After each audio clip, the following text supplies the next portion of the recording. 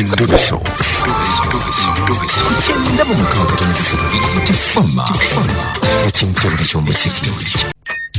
Omutabbizi wa Beat Fama ekintu buli ky'omuziki akutuusibwako Local Initiatives wiwala okwekalakaasa okuteeka obulamu bw'omu matigga. Kiwanuka gyebale bampese kadima namayanja kabogoza tuli ku Beat FM ekintu buli ky'omuziki wano. Buzibu ki mutawaana ki? Why? Obuzibu nina nze kati. Nze nga bw'omanyi bampita Kiwanuka. Nvuga boda. Munabadde sigumanyi. Wanji? Yaba boda sinyangu. Kaba omanye yaba boda sinyangu. Okay. Tuyita Mbugubi bungi. Mpulira. Bamuyita Mama J. Omwaka oguwedde nga guggwako mu November. Namuwola ssente zange. Ssente ze kinako zimanya abavuga boda. Namuwola $2,800,000. 2,800. Kasente gakaali kangi. Ssente zaali nyingi. Okay, kati wali amanyi. Nga tonnagenda wala. Mama J onyazaala omuwala obeera naye. Era naye na wano waali. Okay. Nga bw'omanyi ennaku zino tukyakola. Kakati nga bw'omanyi ffenna tewali yali amanyi nti embeera ejja kukyuka. Nga muwa obusente bwange $2,800,000. Nga mmanyi anaabunziza ng'era bwe yagana. Ekiseera kituuse tuli bubi tetuli bulungi ssente omukyala agaanye zzinga. Simanyi oba akozesa advantage lwa kuba nnyazaala wange naye agaanye zzinga. Gwe omubanja agamba atya? Gwe omubanja kikyalina kyekyamaanyi nnyo kyayogerawo okugamba.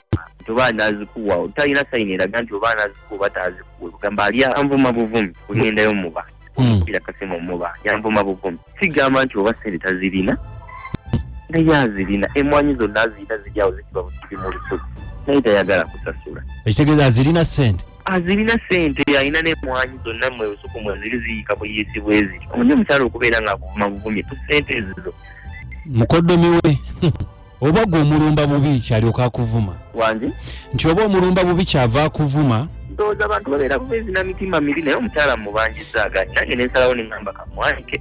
Lwaki tosindikayo muwala we n'amubanja? Omuwala yagaana abeera wano alya nnyo kikizibu ekisinga okubeera wano alya nnyo tewali ssente omugambo genda okubanja nnyina takkiriza. Ebyo ekyokulya oli mukazi wo ssebo olina omuliisa. Nina omuliisa naye kati tewali ssente naye embeera agiraba. Okay, kale katukuba oŋŋambe Mama Jane. Ye Mama Jane. Oyagala twogere naye akuwa ssente zo? Mwogere naye ssente zange. Kambwadde oyagala ssente zo? Nyasasule. Naye lwaki tomusonyiye obusente buno nyazaalawo? Sobola zimusonyiwa obusente nnyo singa gibadde $20,000 n'alibadde ngaleka mbeera ngiraba. Naye ezo $2,800,000. Kale sirika. Nkulamusiza nnyabo. Kale nnyabo. Maama ndi ssebo. Omanyi mbadde ntandise mba ndi mu kunywamu wano. Oli mu kunywamu. Obulamu buli butya nnyabo? Obulamu bulungi mpozzi obuvu. Obwange si bubi kakati Mama Jane.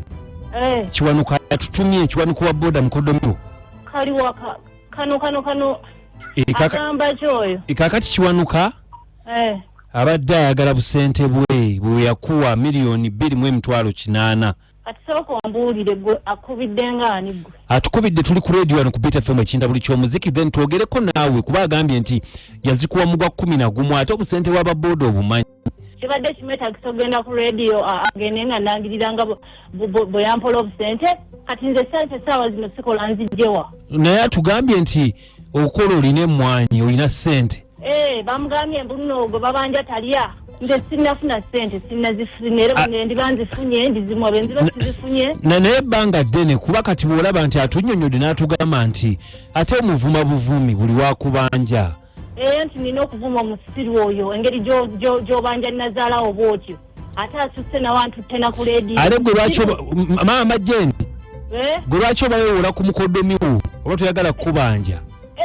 Saamuwa omwana wange. Wakubanja teguba musango. Njagala oyo kiwa alondeko kimu ku bibiri. Oba ayagala ssente oba akomya oba obuwoomi bw'omwana wange nkimanyawo. Mama Jane. Tukikwate mpola tuli ku leediyo ku mpewo. Anti naye yagadde ku byampewo. Ye takimanyi nti omwana wooma era singa malange yatawo matiyanyi padde. Kale tweyanza kakati Mama Jane. Njagala tukole bwe tuti. ntusaba okwata sente z'omulenzi ono ozimuwe kuba yalina n'omwana wo anti kati tukole tuti tebalina kyakulya ampa omwana wange bwemuwa sente omwana wange nange amumpe gani gundi kiwa kiwa amba ku bintu bibiri londako kimu oba nkuwa sente oba ku bibiri oba otwala sente oba otwala obuwomi bw'omwana wange sente wazimpa kuba omwana wange muwomu wala otayagala kujja kubanja kubanza nalibadde sijewo kubanja naye alya nnyo talina kyakola waka ayagala bwagazi kulya talina byamanyika ebyo byamutenge talina kyayina yadde kibwana kiwa tetwakubye ku nsonga za mu kisenge tukubye kwogera kubanja sente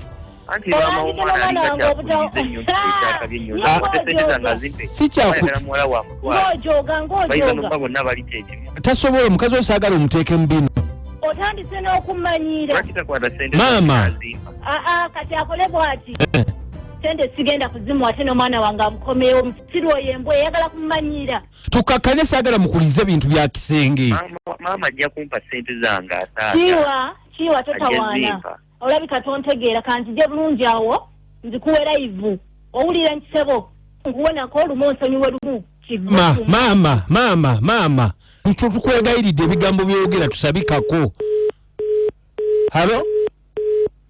halo kikiwa wangi hale muntu kati muze mu bintu bya kisirusiru bya kisenge ng'ate bazze kubanja anti munaye yabitandise yalinga yalina munaye sisanyuse webali nnyo webalire ddala sisanyuse Sansa mujigenze gitya ne Kadima namayanja ne ankukaboggosa ku kyenda mukaga katonyeze 3 beat fama ekintabuli ky'omuziki namayanja obiwulidde nnyo kaboggosa obiwulidde nnyo munange kale Kadima Haji Salamu alaykum wa rahmatullahi wa barakatuh. Wa alaykum salam wa rahmatullahi wa barakatuh. Bana inna mayanja bali batya. Je tuli mkwano. Amanya kitufu nze Haji Kasule Rashid ngambira wane kabwa. Mama mulungi. Mu butuufu kakati makati gaabwe bombi. Asidde mwana gwe banazaala. Omwana omulenzi gw'anazaala. Kubanga bonna empisa tebayina. Naye nga maama yandibadde akuuma ku kitiibwa kye.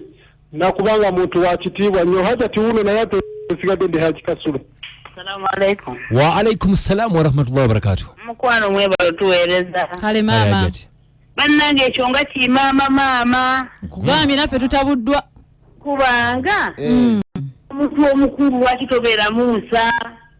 Ate n'abaana baffe abalenzi edda bawasanga nju. Naye ku ssaawa eno omwana olufuna omuwala tujjangu otokosezeeko bwebwe obuzibu omwana omusanze ali ne maama beekola ebyo nga gw'ogwa mu makanga ago musaasidde nnyo sigadde najjate naaponyekawo kimaama kivuma Wanji Kadima boss mwebale tuweereza dadi kale bambi onaabira Barnabas ambasada wa Baluli kakati nze kyendabye Kadima ebyo famire enfu nnyo era kakati oyo olaba onazaala okwewola sente ng'ogenda kuzinywa bunyumwenge bana omuvukakirize nti awoomi takiri tebagenda muwa sente ze bana bagemanya tusukkako ngenda kubanga nnyingirawo n'ennyimba ziri mwende zisinga okwokya bampise Kadima nange ankukabosano bunakabulu from enkyalo wakusatu mugende mulonde enja tulonda ba road mayors sente ba districts tubagamba abantu bagende balonde mirembe ndozanga ejaliwo violence sinungi tempostinga bintu biri violent n'ebirala tubagamba for now nti musule bulungi ero yesisimuka obatuwulizisimuka olwaleero wasuuliddwa simuka owange nakachwa wanji obadde wepakula mu motoka ya baawo nosangamu empale ez'abakazi buli busonsomola obwakabi bugi kandabe kana akapinki kandabe kana akabbulu noddawo okeberewo wabulaba mu motoka ye nga tebuliiwo nabo leka bulazeewa yabukuwa okolaki mubuuza tulina ababbi mu motoka babba batandise kubba birabo byaffe kiki ate kye babba wangulira obupale babubba emotoka we nagitwala ku mazzi okugyoza oba abaana abagyoza be babubba lwaki empale zaintu wazimpeerawo ebisisane bimamakya omukunja nakachwa ne amoti mubalanguzi musisimuka ku Beat Farm